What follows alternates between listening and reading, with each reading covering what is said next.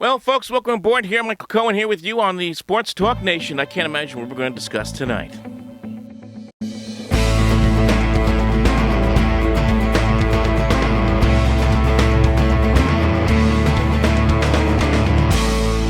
Well, the New York Jets just find ways to get themselves, even when they don't do anything wrong, they find ways to find ways to get into the news. As this Aaron Rodgers story just continues to grow, it continues to take life that nobody ever expected. Of course, the rumors, the speculation, the New York Times story that came out on Tuesday evening that Aaron Rodgers is on a short list for Robert F. Kennedy Jr.'s independent presidential ticket to be his potential vice president, a short list that also includes the former governor of Minnesota and Jesse the Body Ventura. Now, do I believe that Aaron Rodgers is seriously going to become the vice presidential candidate for Robert F. Kennedy Jr. and get himself into the rat race of Washington politics at this point in his life and career? I highly doubt it. But that being said, it's hard to ignore the story when all we have heard about is just pure speculation. We have not heard from Rodgers officially himself. All we're going by is this New York Times story, which supposedly has Robert F. Kennedy claiming that he has made the overtures to Rodgers and to Jesse Ventura, and that they didn't say yes, they didn't say no. That's about as far as we know as far as this story is concerned. Now, do I have a problem with Aaron Rodgers at some point wanting to get himself into the political sphere, wanting to run for an office at some point down the road? Personally, I do not. Obviously, we are a marketplace of ideas. You'd like to see people go out there and voice their opinion, good, bad, or indifferent, whether you agree with it or not. That's fine with me. I have no problem with that. But at the same time, you have a situation here with Rodgers and with the Jets where he has made this commitment. The Jets are paying him $35 million guaranteed for this season. He is on their roster through next season in 2025. He has made that commitment to be the face of this team for the next couple of years. He has spoke openly about possibly playing even more years, as we saw just last week when he was on the Eddie Bravo podcast, in which he spoke about playing a couple more years if his body holds up. And, again, I'm hopeful I can play 2 or 3 or 4 more years. This is also the same guy who said in his postseason press conference in January about eliminating distractions. This is not a 1 year in my mind. I mean, obviously, it's a what have you done for me lately, and I'm going to have to go out and prove I can still play at a high level, but I'd like this to be more than just next year. And spoke openly even during the entire chaos of the athletic story that came out during the winter, which revealed a bunch of secret sources saying that there was turmoil in Jetland, saying that the Jets had to button things down and just eliminate distractions again and focus on the next season. Well, this is a big-time distraction, and one that as we are opening up free agency, and the focus is now on trying to build this roster, and eventually the draft as well. One I'm sure the Jets did not expect, nor did they want to have drop in their lap. So, if we played this forward, let's just say Kennedy comes out there and announces that Aaron Rodgers, he's going to make this announcement on March 26th, supposedly in Northern California, that Aaron Rodgers is his choice for vice president. I highly doubt that's going to happen, but let's just say it does play that forward. What happens next? What's going to happen next? Does Aaron Rodgers retire? Does he suddenly say, you know what, folks, it's been a great 18, 19 years in the NFL. I apologize to all the Jet fans out there, but I have a higher calling. I'm going to run for vice president. I mean, it would be a devastating defeat for the New York Jets to come off of a year where you had Aaron Rodgers and all the hype about him coming here.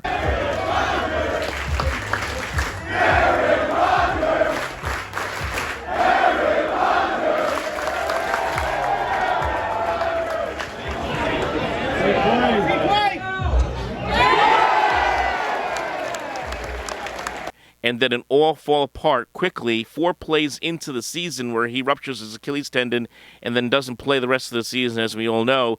And now the hope was that you're going to have a healthy Aaron Rodgers this year. You're trying to essentially rebuild this offensive line. We'll get into some of the moves the Jets made already in just a little bit.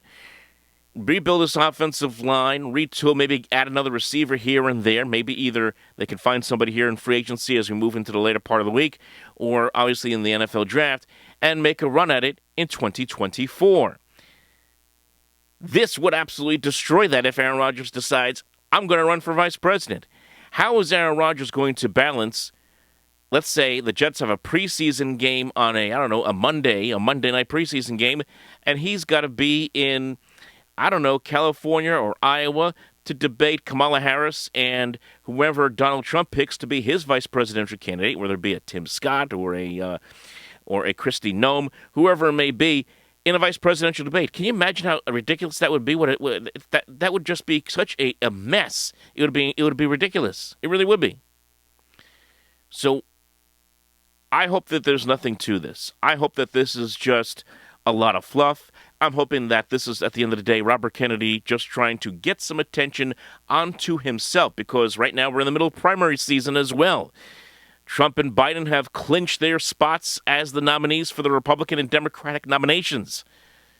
It's now countdown time to convention day in the middle of summer for both parties. So obviously Kennedy, who's running for the third party, wants to get some attention. And look, if Rodgers wants to be a spokesperson or make a couple of commercials or make calls for Kennedy, what have you, to help on the campaign trail, that's fine. I have no problem with that. That's much different than, let's say, being vice president of the vice presidential candidate. So that's really where I kind of draw the line right there with regards to this situation. And if the Jets were in that position where Rodgers wasn't going to be fully committed, what do they do now at the quarterback position? You brought in Tyrod Taylor. Would he be your starter week 1? Do you now reverse course on Zach Wilson and keep him?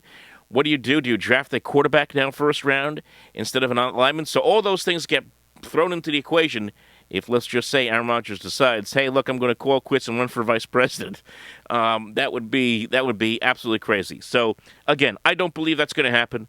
I believe that all the smoke will settle down at some point. Hopefully, we get Rodgers to appear somewhere like on the Pat McAfee show, where he is very comfortable in trying to untangle these twisted webs that he finds himself in, whether it be the Jimmy Kimmel mess or whatever.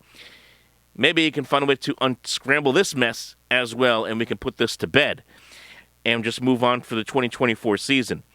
Now, it also, all this stuff and all these distractions, and now the biggest distraction of all here with Rodgers and this flirtation with the vice presidency potential, it all kind of ties into a little bit, not saying it's a direct tie, but a little bit into some of this train of thought that a lot of people have had about, should the Jets consider and start looking forward about possibly drafting a quarterback in this draft. This is a very quarterback-heavy draft that we have coming up. Now, granted, the Jets do not have a second-round pick in this draft. They have the first-round pick that we assume, number 10 overall, they're going to use on an offensive lineman. But do they find a way to trade back into the second round, or do they have one of these quarterbacks drop to them, maybe in the third round, not likely? And the three names that keep getting brought up, connected to the Jets through social media circles, are Michael Penix out of Washington, Bo Nix out of Oregon, and Spencer Rattler, who looked good in the Senior Bowl out of South Carolina. So those are three names that I keep seeing get mentioned, connected to the Jets, especially on the social media circles. And we saw the news report the other day.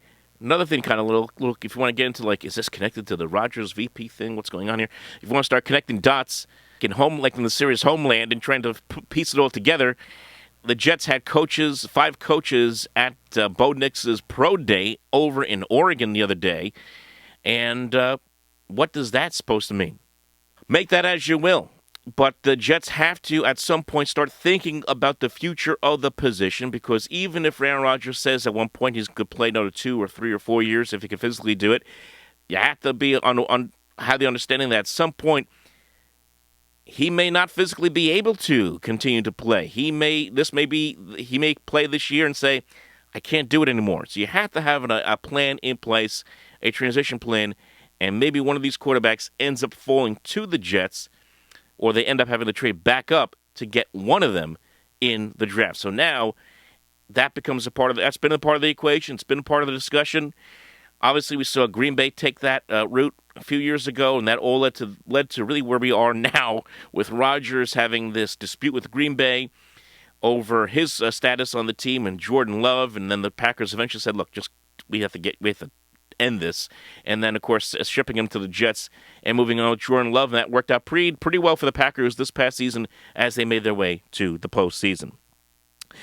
So, as far as this offseason is concerned and some of the moves that the Jets have made, it's been a bit of a slog a little bit here. It's kind of picked up in the last couple of days here, but it didn't start off looking too good because you see a lot of big names kind of dropping off the board, if you will. None of the big names like a Tyron Smith or David Bakhtiari or a Tyler Boyd, those names have not dropped off the list as far as I can see at this moment. This is like 7:14 in the early evening on a Wednesday. But the Jets did make a couple of moves on their offensive line. They added a couple of Ravens. They signed John Simpson to a 2-year deal. They're going to put him at left guard. They've also signed or traded for Morgan Moses from the Ravens, a guy who was with the Jets just a few years ago before signing with Baltimore. Well, now he is back with the Jets after a trade with the Ravens, and they're going to put him at right tackle. So even see tweets by Breece Hall. He's loving it. He likes the fact that Morgan Moses is back in the fold in New York. So the Jets starting to solidify that offensive line just a little bit, and you can see that big hole in left tackle. It's going to be most likely somebody, whether it be a Joe Alt or a Fuaga from Oregon State, someone's going to be there probably at left tackle for the Jets this upcoming season when they draft that player. You would think 10th overall in the first round. The two biggest moves as far as retaining players are concerned, of course, that had to happen. Greg Zuerlein, Thomas Morstead, both back in the fold on 2-year contracts. That had to happen. And then, of course, they go out and they answer their backup quarterback, or dare I say, starting quarterback situation, I don't know, with Tyrod Taylor coming in as he signs a 2-year contract. And Taylor's, look, he's been around a long time. He's been with a lot of teams, Buffalo, the Giants. He's not the tallest quarterback in the world, not the biggest stature, but he gets the job done. He moves around well in the pocket. He's accurate. He won't lose you games. And I know some Giant fans will kind of like, oh, well, about the Buffalo game last year, and the guy isn't going to lose you games. He is going to keep you in games and give you a chance. He's a very accurate passer. He's a good player. And that's a good move by the Jets to bring him in as the backup, one would assume, for the upcoming season. And again, as I said, we'll see if the Jets end up drafting another quarterback. Right now, I think it's probably very likely in the later rounds of this draft. So the offseason, I would say, as far as the acquisitions are concerned, I would have to give the Jets, just to be fair. And again, it's not a lot of big, sexy names that a lot of Jet fans would have liked to have seen end up in green and white. I totally understand that. And if you want to have questions and doubts about what Joe Douglas is doing, I could certainly understand it as well, because again, a lot of his moves have not always worked out, with the exception of the 2022 draft. A lot of his moves have not always worked out. So this is, like I said, a big all-season for Joe Douglas, a big all-season and an upcoming season for Robert Saleh. This is their time right now. So I would give them at this moment B-. That's probably being nice. B-, maybe C+ right now. I think it's rather incomplete. It's hard to tell. Obviously, they didn't have the kind of spending spree, let's say, like the Giants have, and we knew the Jets, per the report by Connor Hughes, that the Jets were not going to spend a boatload of money in this offseason. So we'll see what the next moves are as they come up in the next couple of days. But as far, again, just to go back to the top here, Aaron Rodgers and the vice presidency, I find it very dubious. I think, if anything, it's a move by Kennedy to try to get some attention onto his campaign. Maybe Aaron Rodgers is just going to be kind of a spokesperson, just kind of someone on the campaign saying, hey, if you're tired of two old guys and Biden and Trump, come vote for my buddy here, Robert F. Kennedy Jr. He's a good guy. Come vote for him. Maybe that's what this is all about. I hope he is not actually considering taking a spot as a vice president, because that would just opens up such a can of worms.